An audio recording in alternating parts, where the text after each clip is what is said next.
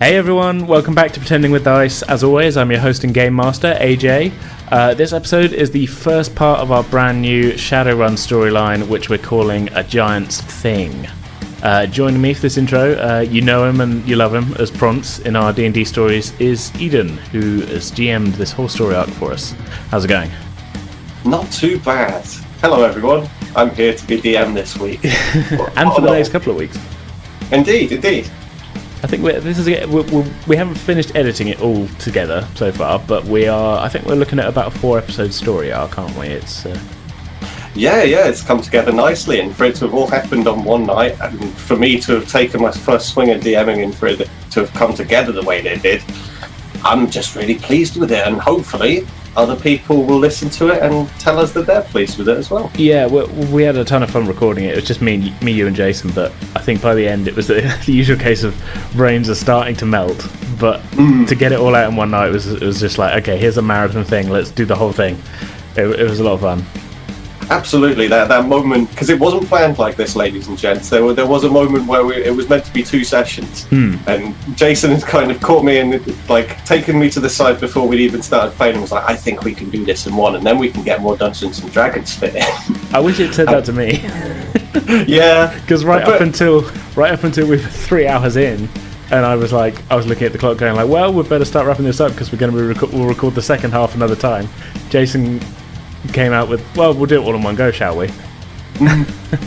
Yeah, surprise. Yeah. I think that even in spite of that we've made the best of it, and it's actually come out pretty bloody well. I've only listened to the first part that you've edited, obviously, so far. Yeah. And I think it's come together beautifully. I haven't heard the finished product, and that's always an extra level of production and what have you. Listeners, if you're enjoying that, tell them. Please, tell me I'm smart and good. Yeah, because I think it's pretty bloody incredible. And anyway, I could wax lyrical about this for ages and ages, but we should let you listen to the podcast. Well, I think as well, we should maybe put a little bit of a content warning. Yes. Compared to, we've made no bones about it right from the start of doing the podcast that, look, there's some swearing, there's some adult themes. Let's just say that we maybe go a little bit more towards the adult themes in this storyline. I think that's completely fair to say. Yeah. I think that quite rapidly we end up, I won't say in the gutter, but skirting the gutter. We go all the way around it, we take a good look into the gutter, but we never quite go there. And yeah, a little bit more swearing than previous episodes, a little bit more allusions to adult content, things that maybe if you've got a 12-year-old that likes the Adventures of Prance and NFA and Borg, you might not want them listening to this. In which case, just wait 4 episodes, we'll be back with more D&D. Exactly. But I think listeners are going to have a lot of fun with this, but just to be aware, those of you who have a maybe more sensitive disposition when it comes to, what should we say, raunchiness? Effin' and jeffin'. Effin' and jeffin'. Yeah, just be aware. There's a touch more than normal, but hopefully you'll enjoy it as much as we had. Hopefully you'll have as much fun listening to it as we did when we played it and that. So absolutely, because I threw a few risky characters and things in there, things that I mostly wanted to do to see how the hell were these guys going to react to it. And I you do guys have a couple of favourites beautifully. But, definitely. Maybe we'll talk about those next time after the first part's gone up, and we'll do it at the next intro or something. Sounds like a good idea to me. Yeah. Anything else to add before we jump into this? I think I've covered the bases. I'll just say enjoy. Yeah. Okay then. So without any further ado, then let's get into this storyline.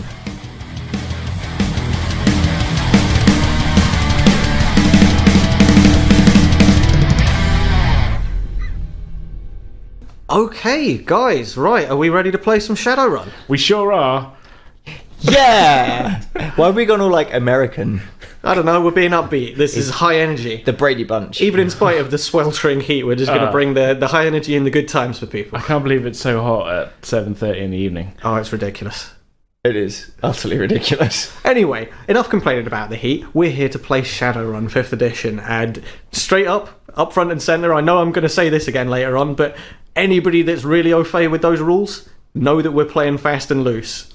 It's going to be pretty rules light, I think. This is very rules light. Future rules, if you will. What I've realised in my planning for this is that not having ever run any kind of game like this ever before, and not being I'm familiar with Shadowrun concepts, having played games and stuff, sitting and reading the rule book and realising quite how detailed and complicated it all was, we've sat down and I've had to acknowledge to myself, I am a narrative-focused person. So we're going for narrative 100%, and there's going to be a little bit of dice roll in it as and when, but we're here for the story, which I assume you are already if you've listened to previous Pretending with Dice episodes. So I would hope so. yeah, I should think so. Yeah. Without further ado, gents, I'm playing with two people today. We've got your usual GM instead playing, and that's AJ. It's me, AJ. Hey! And SpaghettiOs! Today I'm playing Selas, an elf decker. And beyond that, we've got Jason playing, who is previously you'd recognise as Enethay. See, I can pronounce it. I fucking hate you. Yeah, so I normally play Enethay. I will be playing a completely different character this time because playing grumpy people all the time is really boring. So I will be playing Giles, a human adept. And I will be punching things, probably. Yes. Did you say your name? You're Eden. I'm Eden. Yeah, I didn't even say my name. I'm not even going to introduce myself. You Yeah. know my voice if you, You know listen to me. this podcast. I'm better. This is Prompt. Yeah, it's Eden Prance. Yeah. I've done little voices here and there. You can hear it now and again. And yeah, this is my first time GMing, so You're going to do great. It's going to be good. yeah. As I said, anybody Shadowrun related, please don't judge me on the basis of like I'm looking at the rulebook and juxtaposing this against what Yeah. you're doing. We're having fun here. I feel like people know our deal by now and like know that this is very much going to be more. I mean, like you say, we're going to be following the rules. We're going to be doing everything, as close as we can. But it's going to be more rules light and more in favour of like, hey, this is a story in the setting. Absolutely. We generally go more for like the comedy and the stupid storytelling rather than anything else. People get the idea. Yeah.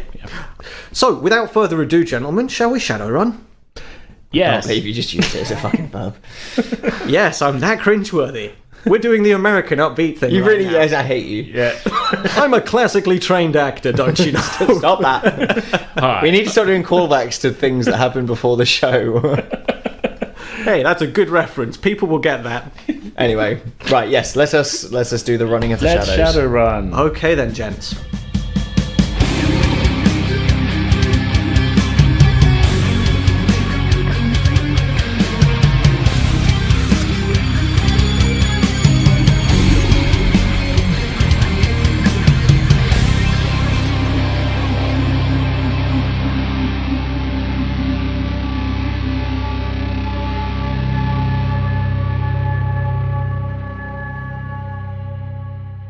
We join our characters as they ride towards the small village of Cerne Abbas. They ride in the back of a hired car. Their driver, a man named Bill, speaks to them as they drive along. Right, boys, where you going then? I've been through Cerne Abbas quite a few times, and usually, well, I'll be honest with you, the guys that come through here are quite rowdy, but you two look like quite, well, I don't want to say it too much, but odd sorts. What are you up to? Well, I'm looking for somewhere to stay, and I believe my companion here is going to be coming with me. Is that right, Giles? Isn't it? Something to do. Yeah, well, Companion? What kind of companion? just like we're just. Oh no, you don't have to worry about it, mate. Everything goes down in Cerne Abbas. We've seen all kinds of stuff around here. Oh no, I don't want you to get the wrong. Nah. Say no more. It's all good. Discretion's the game, mate. Discretion. I mean, He puts his foot down and speeds into the night towards Cerne Abbas. oh, He keeps his eyes straight forwards, having decided that this conversation is perhaps headed towards a direction he's not that fussed about knowing more about. I turn to Giles. And I'm sorry. I just get flustered when people ask me questions. I just wish you'd be more honest about the fact that we're fucking. The driver's ears prick up again, and he reaches forward, switches on the radio, turns the volume up, and a pumping techno beat drowns out any conversation that he might possibly be hearing.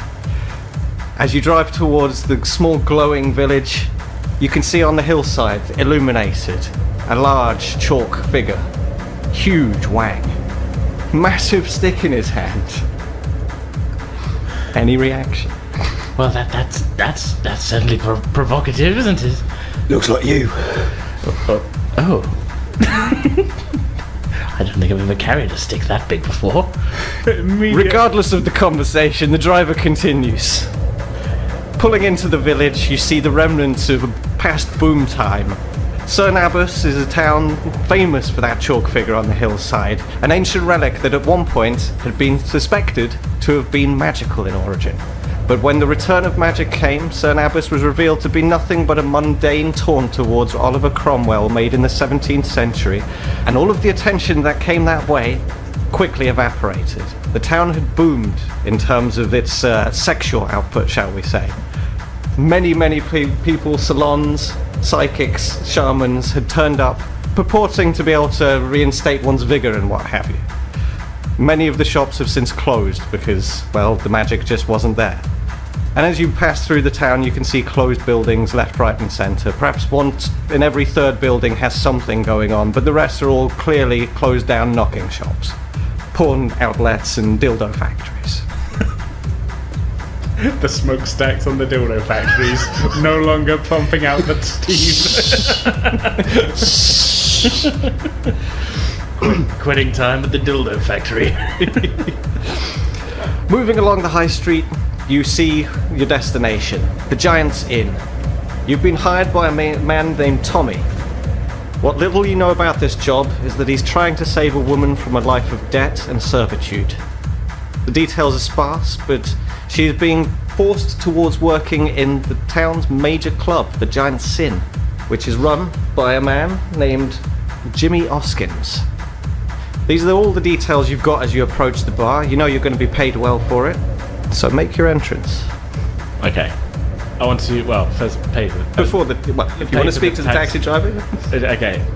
Look, I'd appreciate your discretion in all of this. Look, I know my companion can be a little bit big-mouthed and everything, but we're just passing through, and like anything.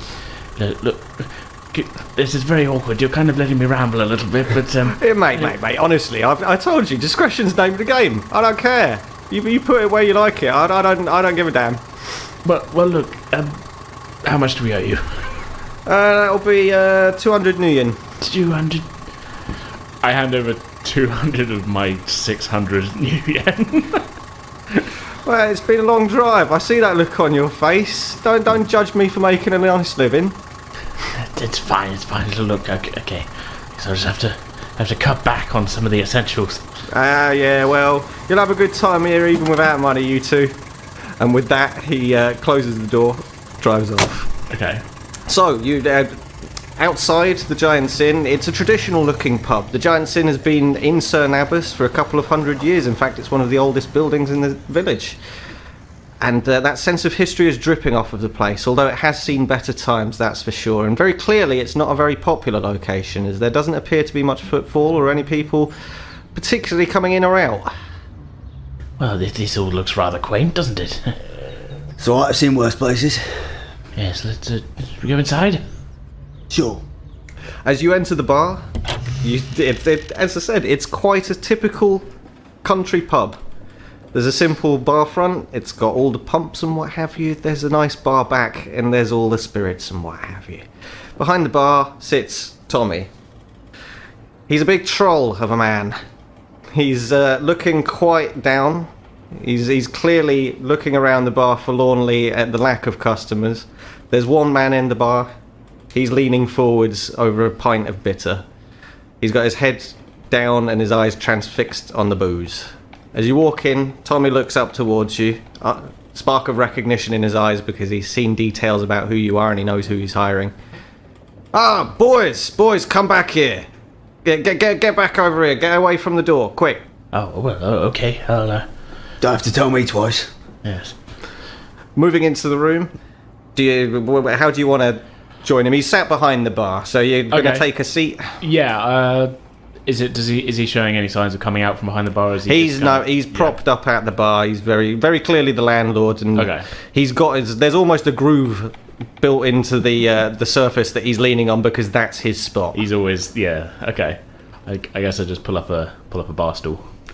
Can I get you boys anything to start the evening off? We got a lot to talk about. I have a cranberry juice. Cranberry juice, right? Quadruple of whatever your best spirit is. That's a bit more like it. Okay, right. Rock gut, here you go. My personal preference, rock gut, so that's what you're going to get. 4 shots of rock gut, here you go, and 1 cranberry juice. Thank you very much. Yeah, enjoy it. I will. Make it last. So, gentlemen, I don't want to keep it too informal, so let's get straight to business. I've had a run-in with a local man. I've got a lot of history with him. His name is Jimmy Oskins. He's the boss of a local gang, and he's trying it on with somebody that's one of the few gems that's around here. I mean, I don't know quite how to describe her other than this. She's lovely. Her name's Bonnie, and she's in a lot of debt. She's been accruing debt trying to help the people around here. She works in a local clinic, and she's spending her own bloody money because there's nothing coming in here. There's nothing good in Cerne Abbas anymore. And quite frankly, I can't stand to see her go down. Knowing Jimmy, he's going to do terrible things with that girl, and I need you guys to do something about it. Simple as that. A couple of thousand new yen apiece. So, what do you reckon? Can you do something for me? Never found a problem I can't punch in the face. Spirit, what about you? Well, yeah, of course, I'll help any way I can. I don't want to see anybody taking advantage of her. Right, okay then. Right, now we got that out of the way, I'll tell you a little bit more. Right, in this town, this is how things work. Since things have started falling apart and what have you, I mean, it was quite a few years ago at this point when the magic got revealed to be nothing, and the big giant's cock turned out to be a bit limp. Let's be frank about it. And since that time, we're down to about 2 or 3 establishments. There's me here, Giants Inn, and we deal with the locals. There aren't that many of us left, and quite frankly, those of us that are left, we don't have any money to spend on fuck all. So I don't really sell much, and this place is mostly a run-through for your lot. I put up Shadowrunners, and you twats come through, bring your problems, and then fuck off. And this time, it's going to work out for me. You got it? I don't want you to come back with any problems this time, alright? Oh, I've already got my own problems. Keep them to yourself, alright? So, with all that in mind, the second place in town is the Giant Sin. The Giant Sin is the biggest knocking shop around, for miles. This place brings in people from the major sprawls, the cities, all the dregs, all the people that want to come here doing weird shit. I don't like that, and quite frankly, as you can tell, that's why I don't want Bonnie there. So, Giant Sin. God, that bastard named it that. Dieter, this German twat, this Euro trash, named it that to wind me up. That's got to get confusing, hasn't it? Well, yeah, I mean, I had a horrible feeling like the taxi driver might take you to the wrong place and put you right in the lap of the bloody arsehole that I'm trying to take down, but it seems like you guys pronounce things properly, so it's alright, isn't it? Oh, no, I've always prided myself on my pronunciation. Yeah, you seem the sort. Focusing on the other... focusing on Giles now, because Selas's attitude and general demeanour of sort of slightly hoity-toityness, shall we say, is irking him. Yeah, no, that happens. Class. Tommy, as I say, he focuses his attention elsewhere and continues. So yeah, this guy Dieter, he runs the place. He's the main one that's sort of running the club. He's the one that brings in all the elements. He's the one with the connections as well, I think. I don't know quite what goes on with him. Maybe you can find out that while you're at it. But yeah, he's the one running the girls and what have you, breaking their minds. He's got this girl, Dasher. Now, Dasher is a piece of work. Silent. I've never seen her bloody talk. She looks well bloody upset all the time. She's a problem. She's bloody big. You're going to have a real problem with Dasher. She's fucking huge, in fact. She's the muscle of the operation. Hoskins, he's my age. We went to school with each other, and he holds up his hand. Holds up both of his hands, in fact. He's missing the ring finger and the forefinger from both hands. He did this to me. We used to run game together back when this place was booming. And yeah, this is why I'm here and he's there. Because quite frankly, this is a wind-up. This is my life right now, is just living in the gutter, watching that guy live it up. And he loves it. In fact, he comes round here every now and again. Yeah, I see you doing your crab thing with your hands there. What do you think you're doing, son? Like, yeah, I get it, I've been crippled here. That's rather rude, Giles. Sorry, I was just trying to figure out how you drink with these. Well, like this. And he takes your rock gut and he backs it. And it's awkward. It's certainly awkward in his hand, but he's well practiced. Joke's on you, mate. Didn't pay for it. He belches clean in your face. You might want to get that checked out, fella. Yeah, whatever. It's lovely. I love this stuff. It'll rot my gut, but whatever. As I've explained to you, I ain't got much to live for, so let's get on with it. Dasher, one you're looking out for. Don't take her on head first. I'm telling you now. Have we got to watch out for Prancer and Dixon as well? Right, so those are the main players. They've got a couple of boys that also work for them, and there's a few lads out on the street around here that, like, they don't work directly for them, but you just don't want to be known to be associating with me and let them know about it, let's say.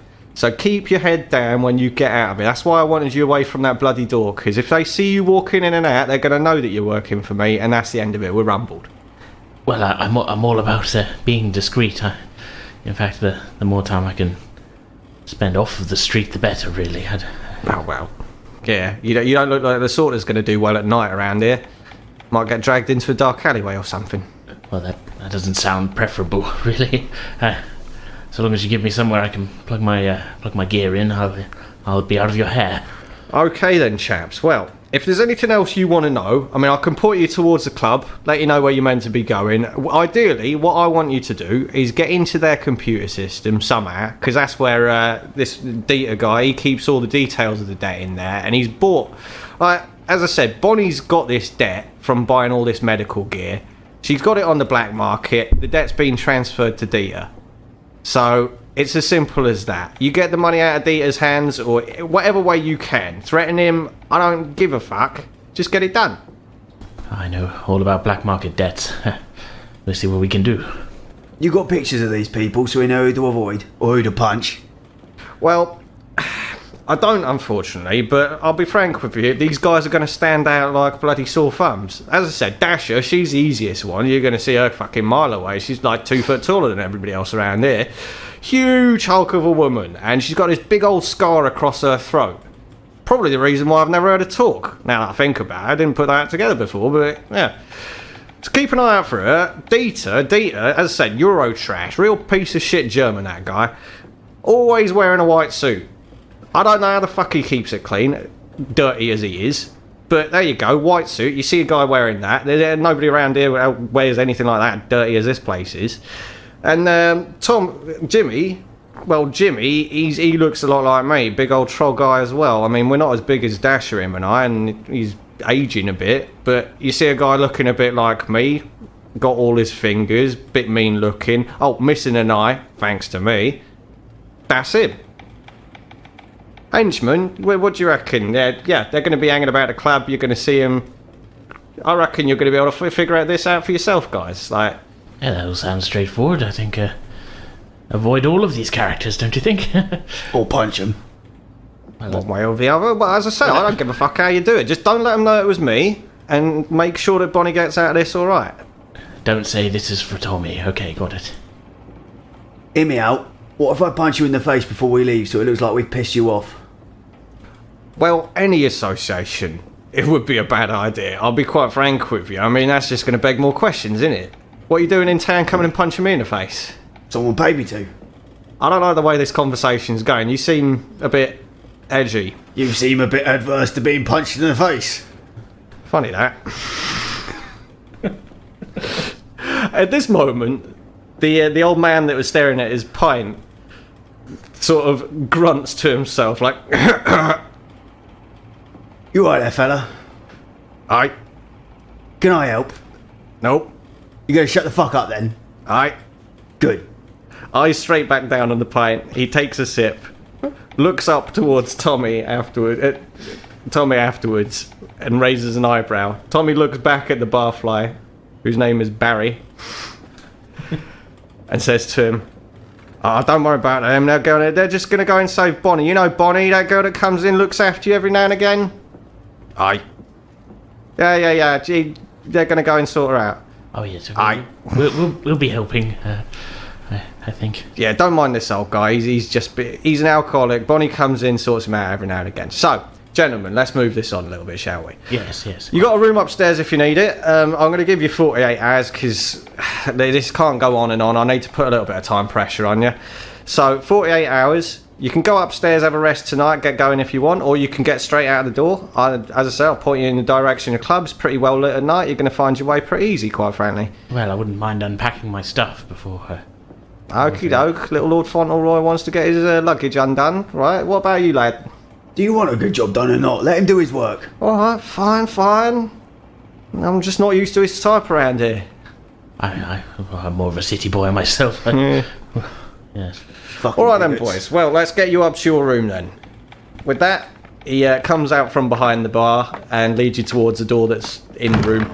Takes you upstairs. There's a couple of very simple beds. It's a sparse room. It's very clearly this is just like hostel level living. This is, as he said, a place that runners come through. They come in, stay for a night or two, move on. Mm-hmm. So okay, what do you want to do? I'll put my. I guess I was going to say suitcase, but I haven't got like a full. I've got like a kind of specialist kind of case that I keep my deck in. Mm-hmm. But then I've also got like a kind of small kit bag that's got change of clothes and things in. So I just kind of put the kit bag sort of down to hide it underneath one of the beds. Mm-hmm. I'm going to keep the case with me. It's sort of strapped onto my back, sort of thing, because I always need it. And then I put my. I've got like a big long coat. Mm-hmm. So I put the deck case on underneath the coat. Do you guys want to take a second, now that I think about it, to give a full description of like what your characters look like? Yeah, sure. Just so we got people's mind's eyes can be filled in. Just do it in voice, in character voice. Introduce yourselves as your characters, yeah. Okay, so Selas is an elf, kind of scrawny, obviously a bit of a shut-in, doesn't see a lot of sunlight normally. You could tell just a bit on the pale side, even for an elf, kind of shoulder length, not quite platinum blonde, but like very light blonde hair, which looks like it's washed once in a while, but otherwise fairly well kept together, although fairly sort of straightforward, simple clothes. Kind of get the feeling a little kind of down on his luck when it comes to having nice things. Cool. Giles is a human. He's kind of the epitome of short man syndrome. So he's about 5'3". He's got shaved side of the head, kind of an attempt at a mohawk, but he's not particularly good at it. And looks very much like he just stepped out of a Streets of Rage game as one of the bad guys. So biker's jacket, ripped sleeves, torn off things. He's got fingerless gloves on. Thinks he looks hard as fuck. Is kind of hard as fuck, but it just looks ridiculous, basically. Yeah. Quite the odd couple. Opposites attract. Okay, so we've got a mind's eye view of your characters now. What do you want to do in the bedroom, Giles? Just staring at myself in the mirror, basically. Gonna comb your hair and make yourself Try and do my hair. Like fail miserably. like a greaser, yeah. Yeah. Having to stand on tiptoes though, because the mirror is a little bit taller than I'm comfortable with. Okie doke. So you've got your gear all set up. You're comfortable. You can check into the matrix if you like. If there's anything you want to do around here. Yes. Yes. You want to have a. What do you want to do? I just want to check for. Okay, there's two things I want to do. I want to check for any messages from my sister. Okie doke. That's simple. No tests required for that. Okay. Your sister. Fill me in. Who is your sister? I've got a younger sister who I had been kind of taking care of a little bit, right up until. Actually, you know what? I'll do a bit of a backstory dump. Okay. Backstory, go! Yeah, if you want to both, Yeah. there's an opportunity. We can both do that. So, Selas originally came from a fairly upper middle class family. Growing up, there was money and that around. When he moved out, he was sort of fairly well set up, didn't really have to work too hard at anything. Decided to sort of move into the city where his younger sister had been living, and kind of fell in with a little bit of the bad crowd around then, and at one point got robbed.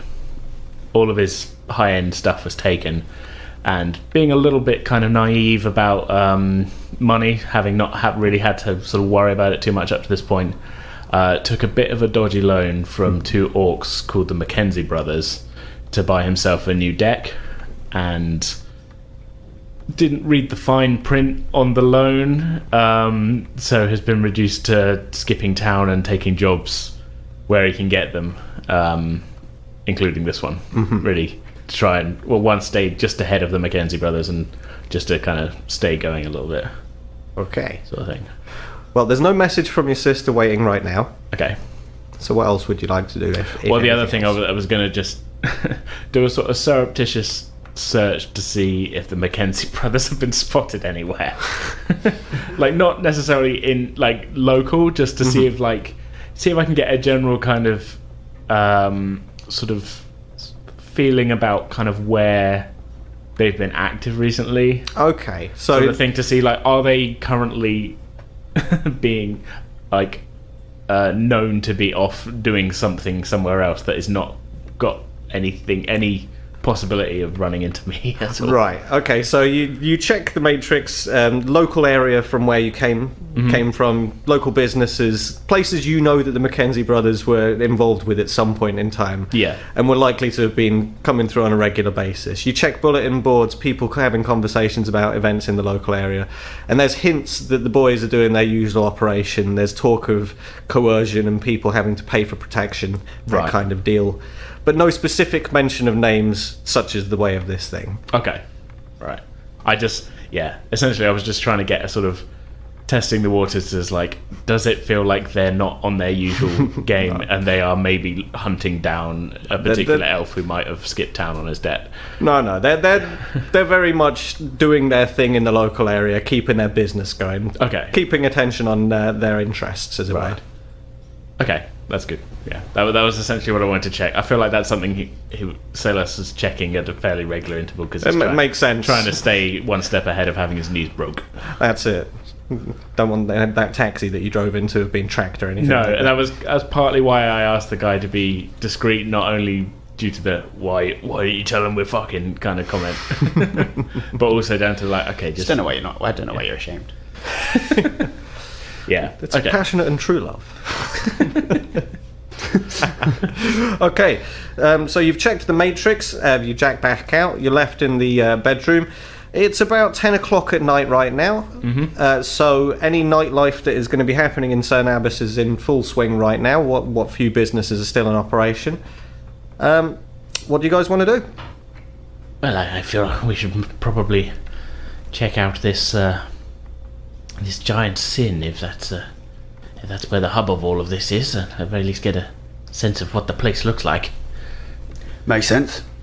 Okay, with that, are you both carrying weaponry with you right now? Yes. What are you going to do with it? Are you going out with it? Given the nature of Britain within the world of Shadowrun, and for the sake of anybody listening in that's like a really dedicated Shadowrun player, I hope you're going to forgive me with the fact that, like, I'm playing quite fast and loose with some of the setting things. Britain is not entirely established within the Shadowrun lore, so I'm kind of doing my thing here. So yeah, if I'm saying anything that's truly egregious, you're going to have to excuse me. Yeah. And it's as simple as that.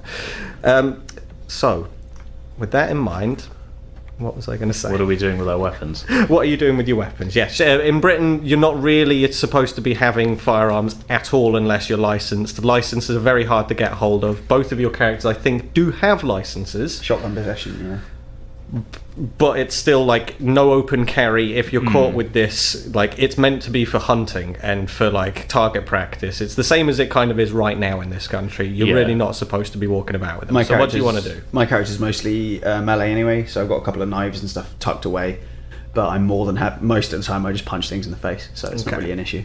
Yeah, I think Yours is because Giles has got a shotgun, and Selas has got a pistol. Now, I think the pistol's small enough that you can probably, if you want to, conceal it. But obviously, keep in mind that if you're going to go to the club, then this is a club. If you're going to get through security, if you want to go and check it out like that, keep it in mind. I think, nervous as he is, he may. I'm kind of thinking of Selas as thinking of this as kind of like, okay, we're just going to do a quick first recon first. I probably won't need to bring my gun with me. Just, Okay. because he's almost not even confident that they'll get into the club based on what Tommy has told him. If that makes sense. Yeah. So he's just kind of like, this is to him going to be, we'll just do a quick look-see and then, come up with a plan from there. So Okay. I'm going to leave the pistol buried in my kit bag underneath concealed in a way that Yes. it's not immediately obvious to people walking into your bedroom. Okie doke. So, your bedroom's secured. You've got a lock on the door as you leave. You can close that and lock it, and I assume you are going to. Yes. So, you head downstairs. Tommy catches you. Where are you boys off to then? You off to work straight away? Yeah, well, we're just going out for a bit of a wander around, taking the get the lay of the land, that sort of thing. I think. Okay. You got a back exit out of here. If we're gonna look suspicious going out the front, we may as well not do it. You read my bloody mind, mate. I was about to point you out here, and behind the bar, he opens a door, which leads out towards the store area and cellar. You can see stairs leading down, but there's also a door that leads out to the back of the building. It's very poorly lit, and it leads out into an alleyway. He opens that door and gestures towards it. Right, boys, out here. As I say, keep your heads down. Don't talk about me. Not a word, otherwise we're all buggered. And, well, don't have too much fun. Right. Okay. Well, we'll see you a little later then. Yes. Right, see you later. Let's go, Giles. All right. He closes the door and you're let out into this alleyway. Heading out of the alleyway onto the main strip of Cerne Abbas, you can see at the end of this high street is the giant sin itself. Right. Very brightly lit. It's most obviously the prominent feature of this village at this point. There are a few straggling people out in the kind of road. There's a couple of drunks. There's one or two people stood in corners that give the impression that if you walk up to them, you might be able to get some illicit substances if that's what you're there for. Right. Do you want to head straight to the club, or do you want to have a look around? What do you think? Just head straight to the club. Yeah. I would say, yeah. I don't see the point of dilly-dallying. Okay. Not really in Giles's nature. Okay. Fair enough. Yeah. Cool. Right, so as you head down the road, as I said, as you were driving into town, there's a lot of like closed down businesses, very worn out looking places. Look through the windows, there's an optician's. It's got very brightly coloured glasses. It looks like the kinds of things that fairly flamboyant people would wear, and perhaps that this is a mark of the types that come through this town at this point. You keep going and you see a large Tridio display, which is basically a large hologram. On it is a Asian man and the name Shu Han next to it. And underneath it is a slogan that says, "I'll fit you in." As Shu Han's face rotates within this Tridio, the giant sin, a large logo of the Cerne Abbas giant, its penis lit up in red. Should probably get that checked out. A large flashing giant sin logo comes up with an arrow pointing up the road as if you needed any guidance at this point. You keep going and see that the giant sin has a few vehicles parked outside of it. It's a large building, it's kind of a warehouse. It doesn't actually look that impressive from the outside. By comparison to the Giant's Inn, it's very clearly a modern building and lacking in character as a result. Right. Large neon signs, again, the Giant, his wang, his big club. All of it's there, and it's very prominently being used in a fairly different way, well, in a fairly overtly sexual way, where previously it just wasn't. Yeah. At the front door, you can see Dasha standing there, very clearly this towering beast of a troll woman. Oh, there she is. That must be the reindeer. She is eyeing people's IDs and taking cash from the few people that are coming through the front door, eyeing the people that are on the way out as well, and shaking them down, making sure they're not leaving with anything. She doesn't speak a single word, but she's assisted by one henchman who is shouting things, barking orders. He's basically her voice. He's not doing anything other than shouting at the people as they're coming through. Right. There's a large placard outside that's got the rates for the business. Entrance is 100. Various services are listed underneath. So, what do you want to do? Are there any? This sort of doorway. You said it's like a warehouse. It's a large warehouse. Let's say square building, and the door is in the middle of the side of the building. Let's say No windows. I take it on the outside. there's no windows along the front of the building. Okay. You can see towards the sides there are walkways, kind of ways of getting around the side of the building, but these on each end have cameras, Right. and you've got the car park behind you. As you're walking towards the building, you're passing through the car park, let's say, and headed towards it. So, as far as we can tell, at least from this side of it, there's fairly decent security. Mm-hmm. Okay. Well, are we going in, or are we? What do you think? May as well try and get in through the front door. Well, I mean, we've got the money, but that's okay. Lead the way. Alright, follow me. Okay, you both approach the front door, and the barker turns to you. Dasher, as well, gives you a hard look. She looks Silas up and down, unimpressed.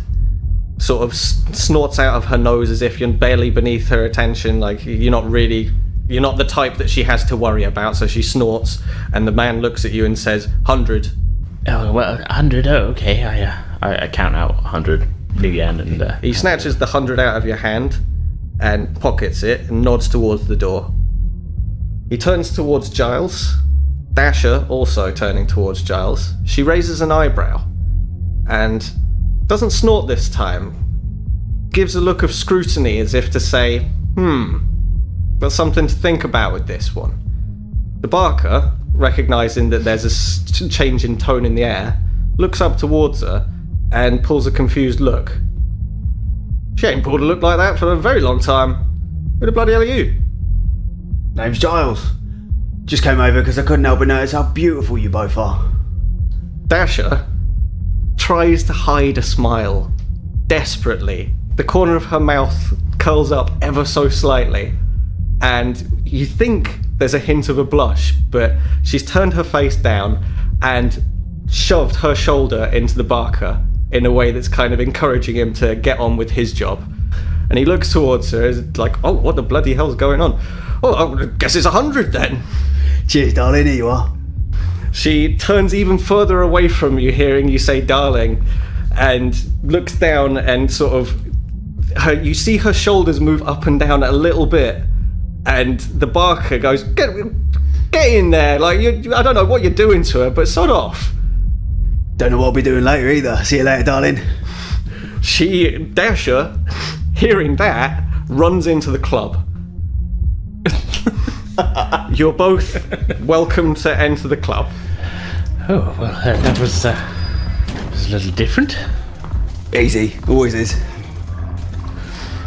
Okay, as you enter the club, there's bright lights, more pumping techno music. They certainly do like their techno around here. Certainly do like their pumping. Well, of course they do. It's a brothel. Always a joke.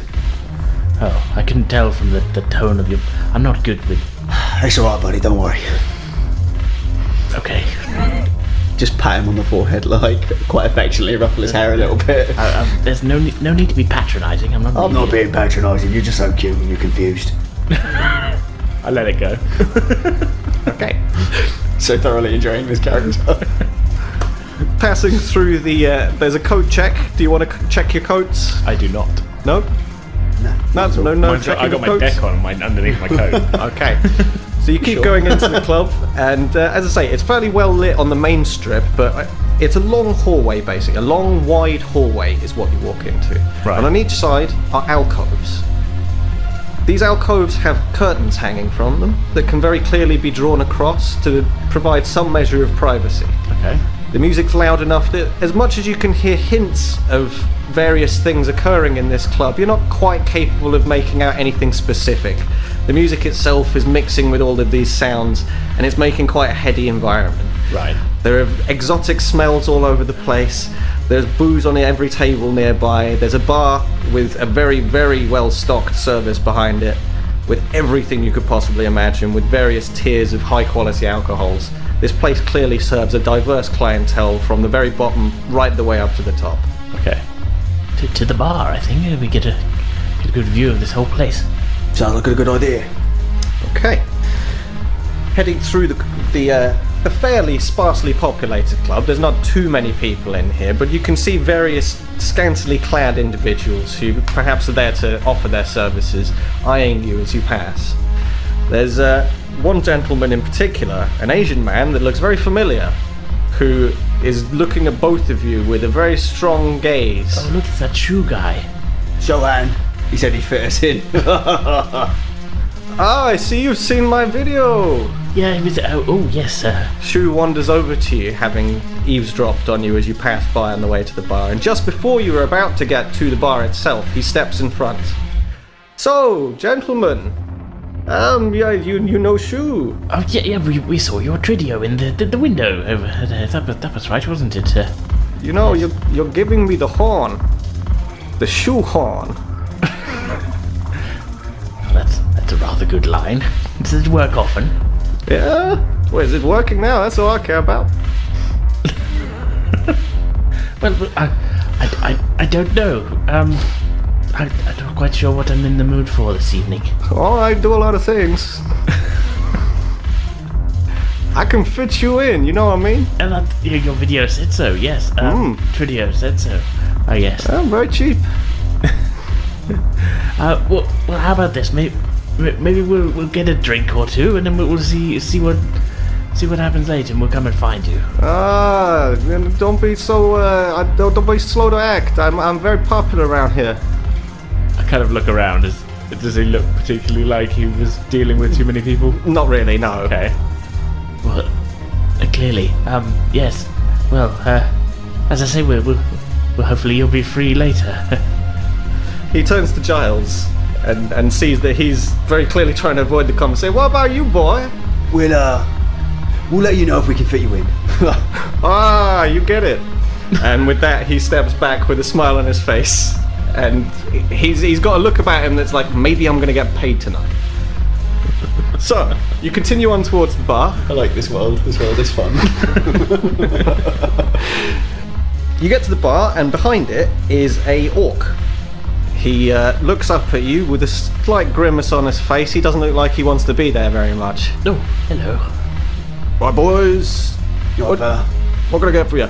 I'll get cranberry juice, if I could. Cranberry juice, and you? Fucking cranberry juice. Can I have a double of whatever cheap whiskey you got? All right. He slides your drinks onto the table and looks at the two of you.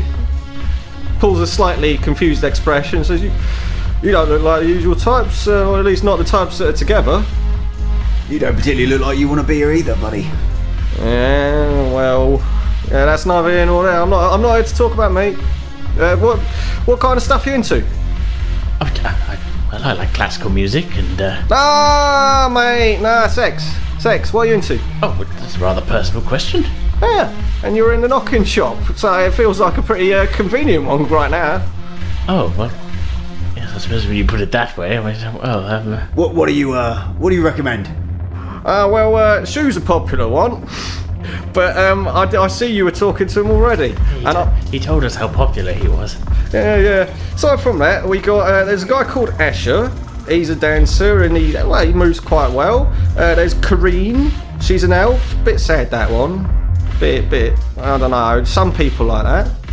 And then we got Vanda. And now Vanda, she's a bit of an old hand around here, but she runs everything else. She runs the girls and the boys, but she also dabbles a bit. Now, if you want to be, I don't know, the voice of experience, let's call it. I don't know quite how to put it, but you know what I mean, boys. If you want some of that, then that's where she's at. I don't know quite what to. Nothing taking your fancy. Oh, I see your friend's been lost for words there, but how about you, mate? And he gestures towards Giles. Any of that taking... Well, of course, there's... You know what? I'm forgetting one thing. And his mood changes ever so slightly. There's always me. You do it as well, do you, buddy? I haven't got much choice about it. They make you do it. Yeah. And like I said, it's sort of... neither here nor there, but yeah. They force me. If you want some, just say. How'd they force a big guy like you to do it? I've been here for quite a long time, mate. It's embarrassing. At this point, I would quite like to do with the first check of some sort. Sure. See if you actually persuade this guy to talk to you. Yeah. Sure. Okay, so let's do. I'm going to say that Bert's charisma is, because he's so down on his luck and he's a man trapped, he's got a charisma of 2 and no particular speech skills. Do you have any speech skills that you can throw on top to perhaps give you an extra dice or 2? Persuasion or coercion or anything like that? Doesn't look like it. Oh, okay. you have, what is it, charisma of 6 now? Isn't Yeah. it? So 6 dice for you, and Bert's going to have 2 to defend himself. What you want is 5s and 6s. Okay. If he gets 5s and 6s, that's each one of those is a hit. So if I get 1 hit, you need to get 2 hits to beat him, or it's equal. And edges rerolls? Edges rerolls. How does that work? You'll spend a point of edge. Edge comes back when you sleep or rest or whatever. Okay, so it's a limited amount. Yeah. Okay, so right, we have. Oh, That's some good rolling right there. You've got 3 hits, which means Bert can't win. Yeah, no, mathematically can't win. Right. Giles So, is fast talking when it comes to seducing barmen. It's not the only thing of faster, wait. so you've persuaded Bert. All right. How do you want to put it that you've persuaded him? How what's your phrasing on that? So I've got something to react to. Look, a cute guy like you could be doing better than this shit. Oh, what's up? What's going on? Oh, you're not wrong, alright. Well, I'll be honest with you, and it's embarrassing. I've got quite a debt built up. I had quite a night in this place once upon a time, I'll be honest with you. Kareen, well, I do like the sad type myself, and, well, I've got a bit of a soft spot for the broken girls, and I spent a lot of time in here. And, well, yeah, it's as simple as that. Dieter's a bit of a bugger, and he kept plying me with the booze and keeping Kareen around. He kept forcing her back into the room. All the terrible stuff, really. Now, in hindsight, I regret all of it. But it's as simple as that. I mean, I'm in debt. So you're working off your debt, basically? Well, not working it off. I mean, look at me. I'm behind a bar because nobody bloody wants me. Oh, don't say that. You're pretty enough. Do you want? Hang on, wait. His eyes light up, and he's got a feeling like maybe there's a sale coming. Hang on. Well, the rate is 200 for a full service. I'm pretty cheap like that. And, well, yeah, what do you want some? Who's this Dieter fellow you mentioned? He sounds like he's a right character. Dieter was the manager, I think. Yeah, Dieter. Well, I haven't seen him around today yet, but he's, well, you know him when you see him, because he's the only bloke that will be walking around here that don't look like either of you guys, and, well, dressed a fair bit better. You know that top shelf of booze behind me? That's his. Ah. So, yeah, you keep your eyes out, you'll spot him. But yeah, as I say, he doesn't really deal with us too much. He tends to leave the shop floor as it is to Vanda. All right. Who's this Vanda girl then? You pointed her in her direction. Well, as I said, Vanda's the old end. She's the one that runs the rest of everybody, keeps us all in line, makes sure that Dieter knows what's going on when he's not around. So he looks around the room, scans through the kind of smoke and fog of everything that's going on there. Fuck. And across the room, stood by one of the alcoves, peering in, pulling a curtain back, seemingly kind of keeping an eye on what's happening, is an aged woman. She's about 55, slightly rotund. She's wearing a nightgown that's got frilly edges, kind of... It's like the archetypal pink fluffy nightgown with the fluffy cuffs, fluffy collar, fluffy lining on the bottom. Okay. It's not really sexy. It's more of like housewife kind of a nightgown. Right. Like okay. she's clearly a woman that's not trying to be sexy. Seems a little out of place in this place. Okay. So she's peering into this alcove and keeping an eye, and she pulls back after a few moments, sort of nods to herself like everything's going okay in there, and turns back around, leans against a post, one of the alcove edges, and sparks up a smoke and stands there, taking drags. Is that her over there? Is that this Vanda you were? Yeah, that's the one. Looks a bit formidable. Yeah, like I said, she keeps an eye on everything. I reckon she'd have a soft spot for you, Silas. That's nice of you to say. Yeah, she likes the soft boys. Like whip them into shape. You seem the type that might like a bit of discipline. I'm just going to push him towards her, basically. Get in there, lad. You're taking some rather large leaps of logic there, but I guess what am I asking her? Something useful, hopefully. Oh well. Okay. You're the brains of this operation. I'm just needing to get past the big girls at the front. Go on. Okay. Well, I take a long sip of my cranberry juice. So fucking hardcore. It was the face you pulled. And, I'm trying to think. Okay, so as I walk over, I'm just trying to think what information I could ask Vanda that we might not be able to get from the barman. So just to kind of recap what we know. Okay, so keeping in mind that Vanda has been described as the woman that keeps everything in line. If there's anybody that talks directly to Dieter that actually works in the club, it's her. So discretion is probably key. Okay, so I'm wandering over to Vanda. hello there, madam. What a lovely evening. If you say so. Well, She yes. takes a deep drag as you talk to her, with a look of impassive hatred on her face. It's just she's got beyond resting bitch face. She's got resting harridan face. Like it's the worst kind of like judgmental housewife you can think of. Is staring you down I as just you. got her with like curlers in her head, cigarette in one hand, but like a rolling pin in the other, like a Tom and Jerry cartoon. She's not quite there. The curlers are out of the hair because she's looking ever so slightly glamorous. She definitely does wear curlers in her hair out of hours. So good. And yeah, the cigarette ash is hanging limply from the cigarette as she just stares you down. Okay. So the barman said you'd be the one to talk to because you run this place. Yeah, not quite. Oh, well, he must have been. What do you want anyway? What do you want with the owner? What do you care about who runs this place? She raises an eyebrow quizzically. Oh, I'm making conversation. Yeah, it ain't really the type of place we do conversation, love. You want to go and talk to one of the scantily clad ones over there? Who is she? And she just gestures generally outwards towards the room. With any of them will do. She doesn't care where you go as long as you're not talking to her. I'm gonna wander. I was gonna say, I feel like Selas is very meek.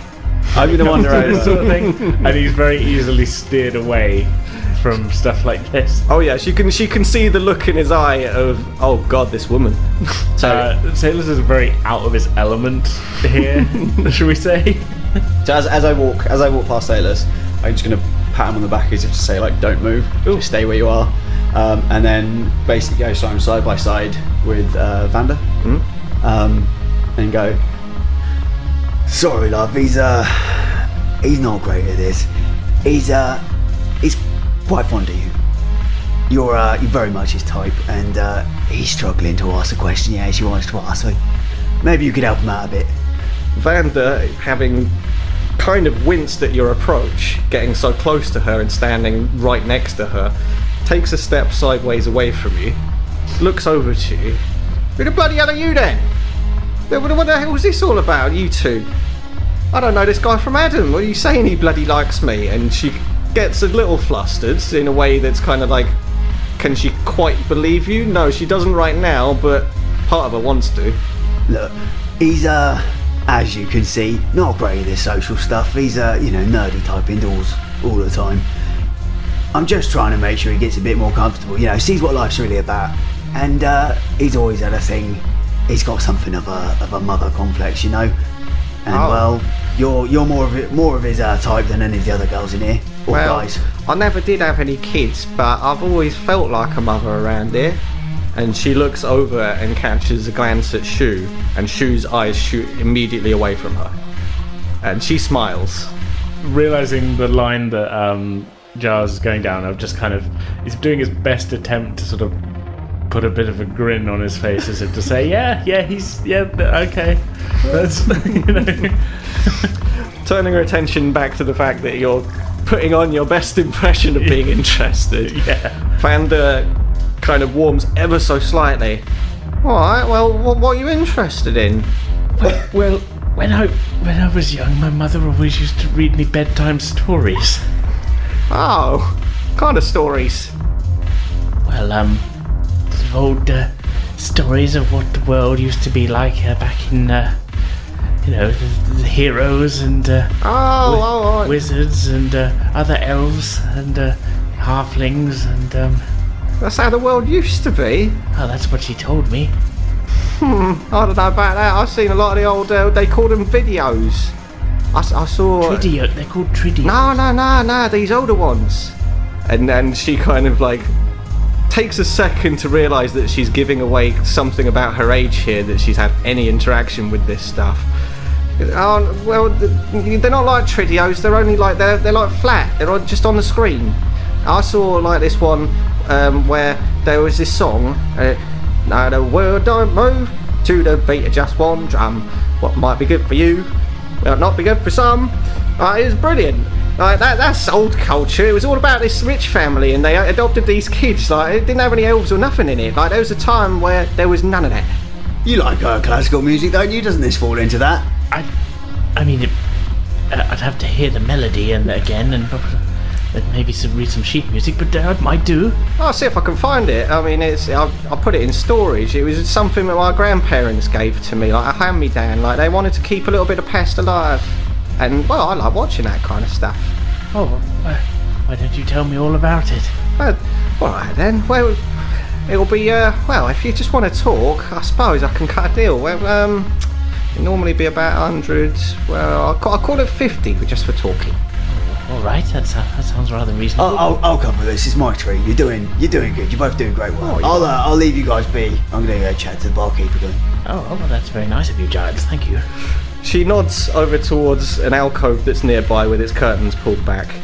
And very clearly it's a boudoir. There's cushions and a bed and what have you. And she leads you over towards that room and pulls the curtain behind you. Okay, so Giles, you've been left in the club. You've polished off the drink that you were given.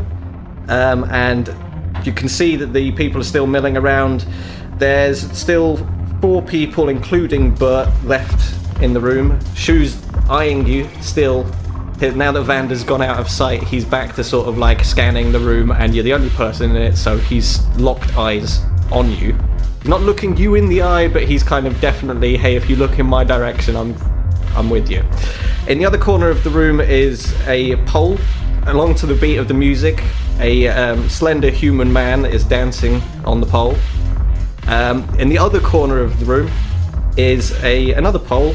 On this one, there is a young woman who is just sort of limply twisting around, hanging by one arm, not really dancing so much as swaying. But tell me, what's going on with her dances? She doesn't really look like she's into it. Oh, that's the girl that she's the one that got me trapped here. She's the one that I told you about. A bit of a sad case, that one. Keeps away from me now because, well, it's a bit awkward, 2 of us being here like we are, because things we did. I don't know if she liked all of that, but I did. And he looks at you with a sort of look of, you know how it is, mate. Puts into some fucked up stuff. Possibly. What's her name? That one. Her name's Corrine. Shu, if you keep looking at me like this, I'm going to have to charge you, mate. Shu, he's sat about 3-4 meters away on a small sort of cushion that's he's at waist level, like his head is at waist level to where you are at the bar.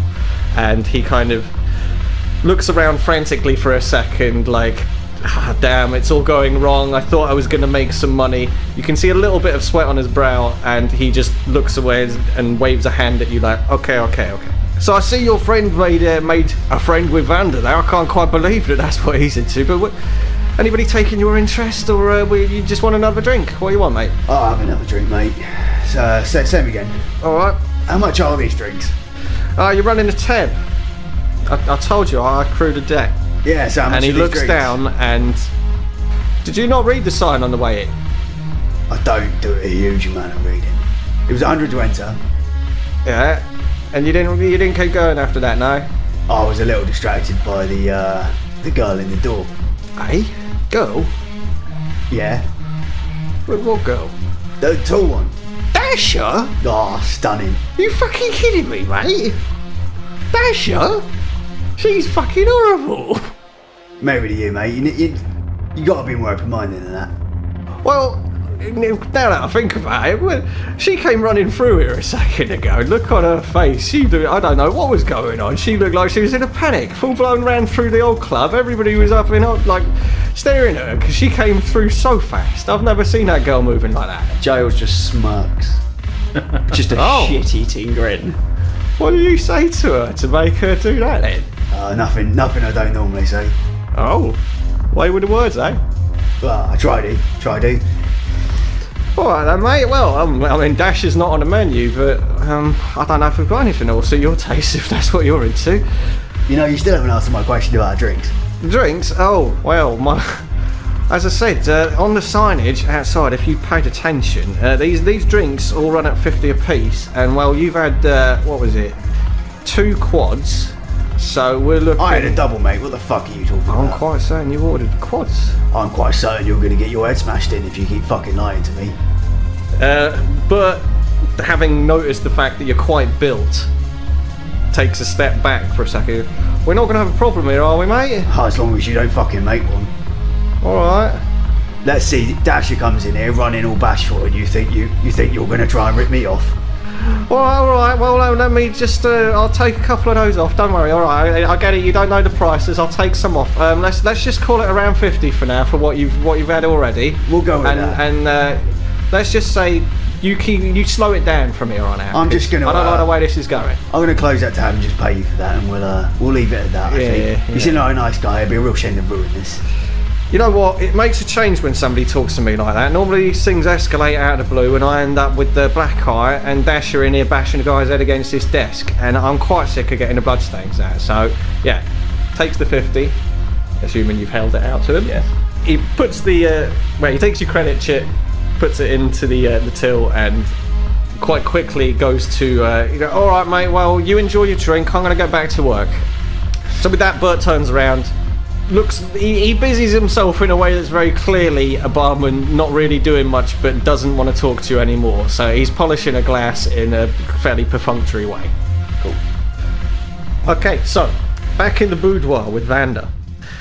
Vanda has... well, what do you want to do, in fact? How do you enter this room? Because Vanda's walked in, she's closed the curtains behind you, the bed's in front of you, there are a couple of armchairs, there's a selection of drinks, there's, again... fragrance in the air, and there's the option to switch on some music. The curtains are surprisingly heavy and have blocked out a lot of the sound that was coming through. The bass is mostly what's coming through. I feel like Selas would have read the sign out front, so I'm not picking up any of the drinks. Mm-hmm. I'm on a budget. Can I take a seat in one of the armchairs? I feel, we've already established it's going to be, I'm here for the talking. Okay. Vanda notes you picking an armchair rather than a bed. I thought you wanted me to tuck you in, tell you a story. Oh, if that would be rather nice, actually. Now you mention it, I thought we were just going to have a bit of a Well chat. then, my lovely little boy, let me get your head down to rest. And she starts to kind of cradle you, behind the head with one hand, and lead you forward towards the bed. And she goes, oh, my little lad, my little sunshine, I'm going to treat you nice. I'm going to tell you all about the legend of the EastEnders. Oh, wow. Oh, my God. That'd be magical. Yeah. Okay, that's going to do it for this episode. Our next episode, the second part of our Shadowrun storyline, will be available as usual in 2 weeks' time on Thursday the 13th of September. In the meantime, you can get in contact with us on Twitter and Facebook, both of which we are at Pretend With Dice. You can also email us at pretendingwithdice@outlook.com. If you're an iTunes user, it'd be really great if you could leave us a rating and review. It all helps us to find new listeners, and we'd love to hear what you think of the podcast. For now, that's our show. I hope you all enjoyed it. We'll see you next time.